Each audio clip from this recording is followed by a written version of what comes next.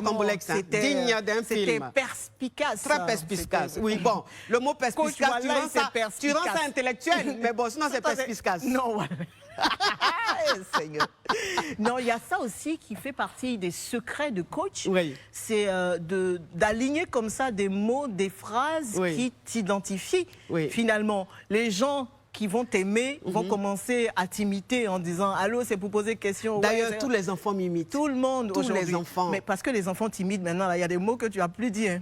Non, non, les enfants m'imitent, mais en fait, ce que j'aime chez les parents, ils sont très intelligents. C'est-à-dire qu'ils laissent les enfants regarder ce qu'ils doivent regarder. D'accord. Et quand ça concerne les adultes, ils ne regardent pas. Ok. Voilà. Donc, coach, succès sur Internet.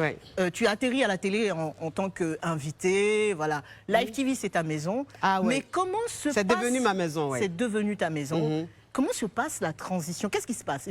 Ma petite idée de qui t'a passé un coup de fil, ou est-ce que c'est toi qui as eu l'idée? Comment ça s'est passé? C'est pas moi qui ai eu l'idée, parce que, pour te dire vrai, Connie, moi, Internet, je me débrouille très bien. C'est-à-dire que moi, le public que j'ai sur Internet, c'est plus qu'un public à la télé. Donc moi, la télé, c'était pas mon dada. Voilà, j'ai une caviar comme ça qui, un jour, qui a mis un post sur sa page. Comment elle s'appelle, ma caviar? Angela... Akuba, tu sais, celle qui a... Akuba Angola. Ah oui, oui. Ça, c'est ma caviar. C'est elle qui a fait un post qui a dit... Tu l'as reçu, non, ici? Oui, je l'ai reçu avec grand plaisir. C'est elle qui a fait un post qui a dit « Pourquoi ne pas rendre Allô Caviar, Allô, c'est pour poser question en émission télé ». D'accord. Et moi, quand j'ai vu ça, je suis allée répondre. Et puis, c'est comme ça, c'est parti. Donc après, voilà, Live TV m'a contacté. Ben, il faut dire aussi que Fabrice Aouillon, c'est un génie. Il sait convaincre. Non, mais il a l'art de la persuasion. C'est pas une histoire de convaincre, c'est dit, il sent les choses. Il sent les choses. C'est dit que là où les autres hésitent, lui s'est dit non, ça c'est bon. Il prend beaucoup de risques aussi. Mais c'est ça un homme d'affaires. Quand il te contacte, quelle est ta réaction première? Alors quand il me contacte, ma réaction déjà, je me sentais fière. Je me suis dit, vraiment être contacté par une télé, c'est que ce que je fais sur la toile, c'est bon. C'est que ça intéresse. Donc c'était vraiment un honneur pour moi. J'étais très contente. Quelle est la première personne que tu informes quand tu reçois ce coup de fil? La première personne que j'informe, c'est ma petite sœur. D'accord. C'est elle qui m'a encouragée. C'est même pas Papa Caviar. Oui, non.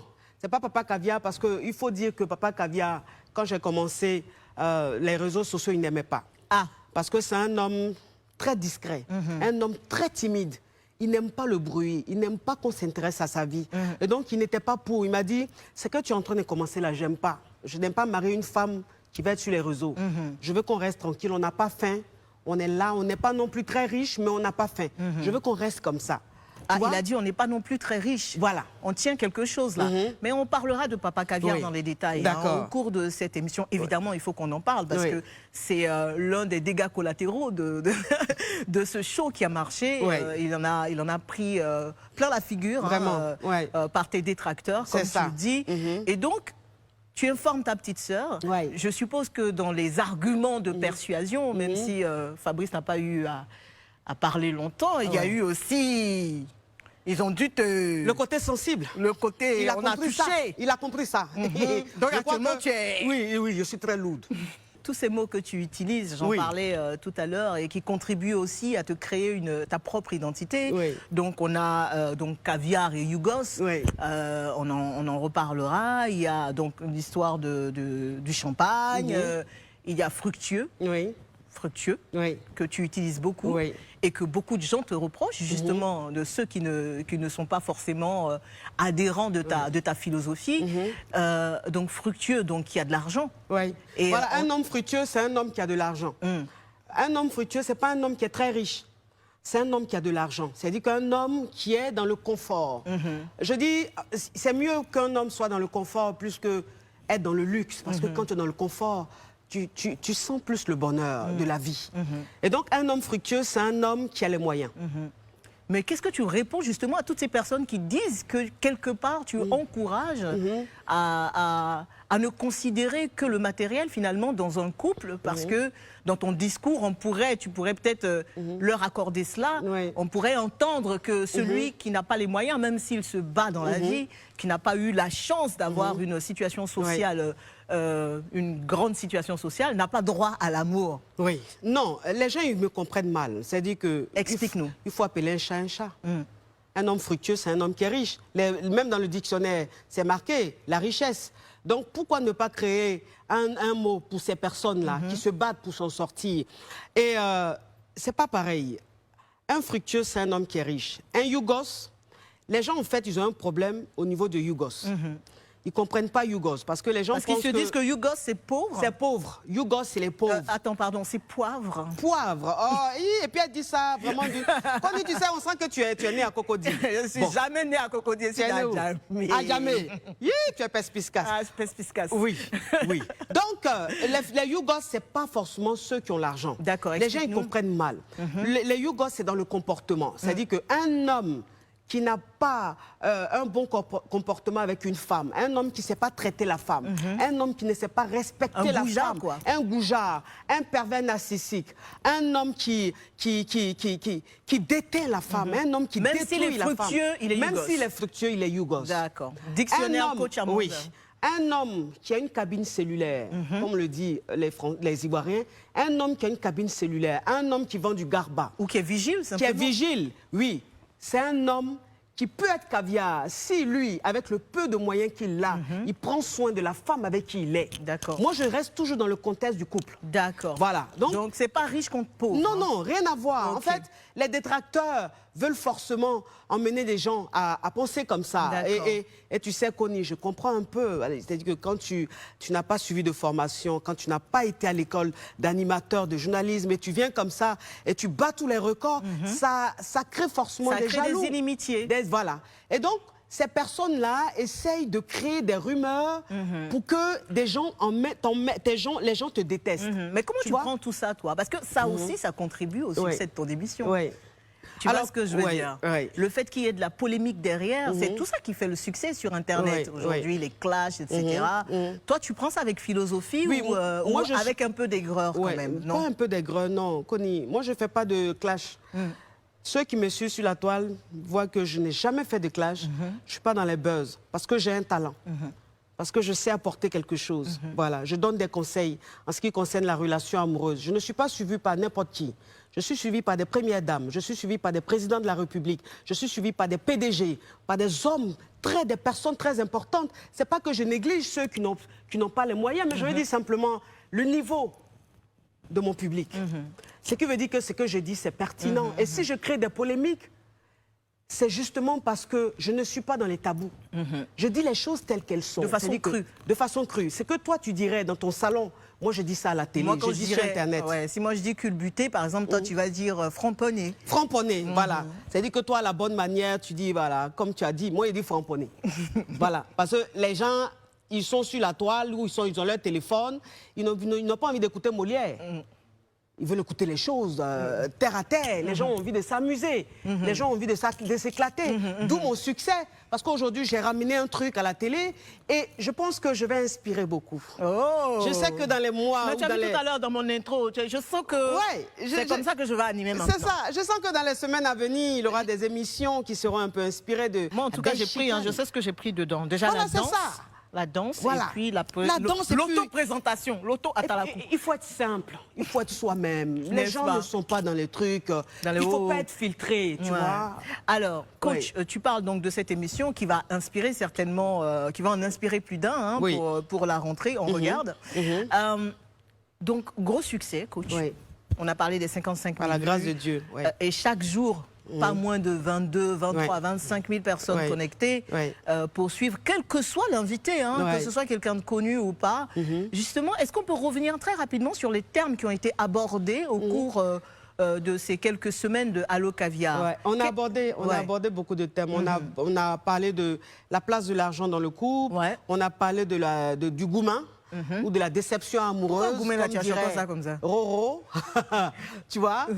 On a parlé du gourmand. Gourmand, tu as choqué.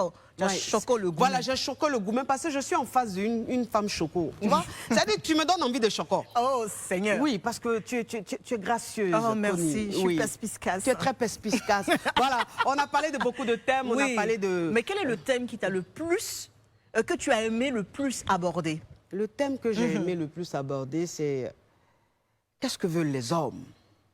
Avec Roro. Avec Roro? Ah! Ce jour-là, j'ai vécu un moment fort. Un moment de télé. Parce que les expressions, le genre, la manière... Roro, c'est le maître de la parole, oui, hein, ça a toujours été le meilleur. Franchement, j'ai apprécié tous les moments. C'est-à-dire que tous les invités avaient quelque chose... Non, mais il y a forcément un invité qui tous les invités avaient quelque chose. Mais le moment que j'ai le plus aimé... C'est avec Tina Glamour. Oh, Lady Glams. Elle est venue 2 fois. Hein. Elle est venue 2 fois. C'était lequel de moment? Le jour elle a parlé de sa rencontre avec le premier moment. Carmen. Oui, le premier moment, j'ai kiffé. C'est vrai que ça a créé beaucoup de polémiques, mais c'était fort. Il y avait quelque chose, c'était très fort. Et ce moment-là, j'ai beaucoup aimé. Pourquoi? Parce que pour toi, c'était un moment empreint de sincérité. Oui, un moment sincère, un moment vrai. Un moment sans filtre. C'était ce jour-là que tu avais abordé le sujet des belles-mères ou... C'est ça, c'est ça. De la belle famille. Les beaux-parents, la belle famille. Voilà. Et c'était Tina Glamour, l'invitée. Je pense que ce jour-là, on a assisté à une personne, qui était un peu fatiguée, mais qui était très authentique. En tout cas, beaucoup de ces répliques de tes invités ont été repris sur TikTok, sur la toile. Et puis, on a quand même gardé des phrases qui nous sont restées finalement dans la tête. Et notre... Elle me rappelle un peu une beauté complète digne d'un film de Madame Kennedy. Notre femme de loi maison, et aussi qui finalement s'est adonnée au jeu des avis, de l'argumentation, etc. Comment tu as vécu cette expérience? Très belle expérience, très belle expérience. Et puis moi, tout ce que je dirais, j'ai pas eu peur. Je pense qu'une personne doit avoir des positions. Après, elles peuvent ne pas plaire, elles peuvent plaire. En fait, il y a de tout. Aujourd'hui, tu n'es pas d'accord avec moi, tu peux être d'accord avec Daouda ou tu seras d'accord avec Isabelle. Donc il faut respecter l'opinion. Et puis moi, je dis ce que Isabelle, si vous n'êtes pas d'accord. Toi. Voilà. Et Isabelle qui a pris une balle perdue. Elle a pris une balle perdue comme ça. Rafale. Mais ça continue encore aujourd'hui. Alors, Isabelle Beauvant. Oui, elle alors, moi on m'a connue en fait sur Live TV par la présentation du journal. Donc le journal, en fait, je venais juste donner de l'information. Donc on ne savait pas en fait ce que je pensais, ni qui j'étais, exactement, qui j'étais en réalité. Et moi, l'émission, en fait, c'était une véritable aventure humaine pour moi. J'avais l'impression en fait d'être dans un hélicoptère et de sauter sans parachute. Et voilà, et donc prendre des risques. Prendre des risques. Mais c'est aussi ça le métier de journaliste. C'est vraiment de pouvoir s'exprimer, dire ce qu'on pense, faire des analyses pertinentes. Exactement, faire réagir, parce que sinon ça sert à rien. Alors, ouais, Madame Retou. Boris, oui. Je pense que tu as un fou, tu as un rire bizarre. Non, lui, il n'est pas fou, il est malade. Boris, il est malade. Alors, vous avez vu votre émission, hein? Je t'ai dit, hein? Comme ça? Je t'ai dit. Mais c'est fini. Bon, tu sais, moi, en général, quand on parle de folie, je vais assez loin, je m'éloigne. Mais Dieu merci, je suis tombé sur des malades de formation et on a su faire cette émission. Non, vous avez fait donc, cette émission avec Henri, bon, c'est ton binôme, hein, finalement. Oui, mon petit frère chéri. Vous êtes copains comme cochon. Attends, tiens, parle un peu, parle un peu. Faut parler un peu. Boris est court. Il m'a dit de parler, j'ai dit quelque chose. Je suppose que vous avez pris beaucoup de plaisir à faire ce programme ensemble déjà. Oui, avec Poupette aussi. Bien sûr. Non, je te jure, je n'ai pas oublié. Avec Poupette, dont c'est la première expérience télé. Alors Poupette, tu vas nous raconter ça, s'il te plaît. Qu'est-ce que je peux bien dire? On t'appelle comment, Mamie Berouchka. Mamie Berouchka, je suis là pour bérétiser dans votre vie. On me paye pour ça. Donc vous bérétisez. Oui, donc une très belle expérience pour moi. Franchement, rien à dire. Toi aussi, tu as créé des polémiques avec tes frères. Mon cher. Elle voit la même, c'est sa femme même qui a créé polémique. C'est quoi? En plus, elle a déjà fait un bébé. Hein? Ah, non, la petite merci, fille est jolie. merci. Merci. En tout cas, belle expérience pour moi. Affaire à suivre, on va dire. Voilà. Et Fabrice. Ouais. Fabrice, les 13 minutes chrono. Vacances. C'est ça. Raconte-nous Donc, ça. oui, voilà. Donc, à la rentrée, c'est le 12 heures chrono. Et donc, pour la période estivale, on a voulu expérimenter quelque chose d'autre, donc réaliser des reportages un peu plus longs. Donc voilà, on a fait des reportages vacances où je présentais certains lieux très intéressants, très atypiques de la Côte d'Ivoire. Je partais aussi dans des endroits assis, voilà, où on pouvait bien faire la fête. Voilà. En tout cas, pour moi qui ai suivi la télé de loin, quelque part aux Bahamas. Merci. Mais ça, je voulais vous dire merci pour ces vacances.